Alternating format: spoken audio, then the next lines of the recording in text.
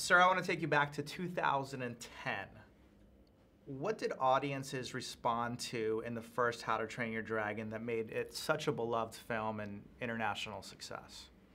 I think a lot of it has to do with Hiccup as a character. He's very sympathetic in that so many of us have felt at odds with our environment, feeling like a bit of an oddity, and just Hiccup's journey toward realizing that what he perceives as his own weaknesses have become his great strength, and that he can change the world around him. It's a very affirming and kind of positive story that a lot of us can relate to. When DreamWorks Animation approached you about doing a sequel, why did you insist on it being the second chapter in a trilogy?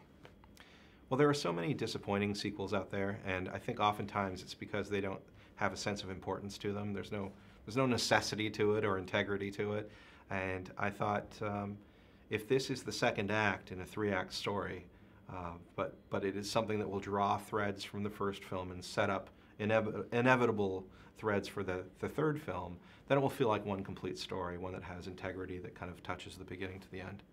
Excellent. Tell me how this film is a coming-of-age story for both Hiccup and Toothless. Well, both characters are on a track to become leaders of their respective clans, in a sense, and neither one of them is quite ready for it. So it's that journey of self-discovery where Hiccup is full of self-doubt in the beginning, knows that he's not quite the carbon copy of his father and not quite ready to take over as leader of Berk, any more than Toothless thinks that he has what it takes to lead a bunch of dragons. And so what the story really does is challenge them, challenge their idea of self-perception. And Hiccup gets to meet, ultimately, the other half of his soul in Valka. So it really kind of shows what he's made up of. Tell me what Jay Baruchel brings to the character of Hiccup.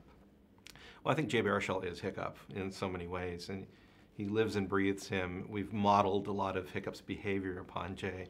He has that sort of tall, kind of adorably gangly quality to him, and at the same time, very smart, very self-deprecating. So there's great charm in Jay that we've managed to translate into the character of Hiccup. One great addition to the cast this time around is Cate Blanchett. Tell me about her and what she brought to the role of Valka.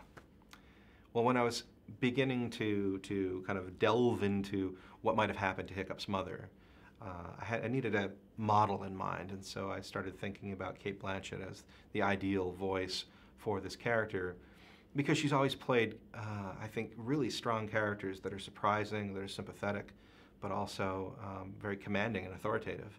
And those were all the things that we needed out of Valka. But then I met her at the Academy Awards and walked up to her. I told her that I had written her a part in How to Train Your Dragon 2. And luckily, her 3 boys were huge fans of the first movie, so it made the sell rather easy. It's one of my favorite stories. People, Jeffrey specifically recently said, a film is only as good as its villain. Tell me what Jaimin brought to the role of Drago Bloodfist. Well, I think Jaimin perfectly embodies a mystique, because he's spent a lot of his life in different parts of the world, and so there's an exotic quality to him that you can't quite pinpoint. And that was essential to Drago, that he's this stranger from a strange land, a very ambitious conqueror, a very intelligent one as well, who plans to acquire a dragon army and use it to intimidate the humans. So I think that Jaimin has this great kind of command of his voice, and he is able to represent kind of the opposite of what Hiccup is. He too is in a way a dragon whisperer, but he does it with force, and it kind of represents the polar opposite of what Hiccup's all about. And lastly, but not least, tell me about the production team at DreamWorks Animation. Many of them came off the first film right onto the second one. What's it been like working with them? Well, I think we're a well-greased wheel. We have a lot of the same department heads that came together to make this movie, which means that I could focus on the story and entrust a lot of the creative decisions to our head of animation, to our head of layout, to our production designer. And I so trust their sensibilities and their aesthetics that I feel like we're in really good hands. Excellent. That's everything. Thank you, sir. All right. Thanks.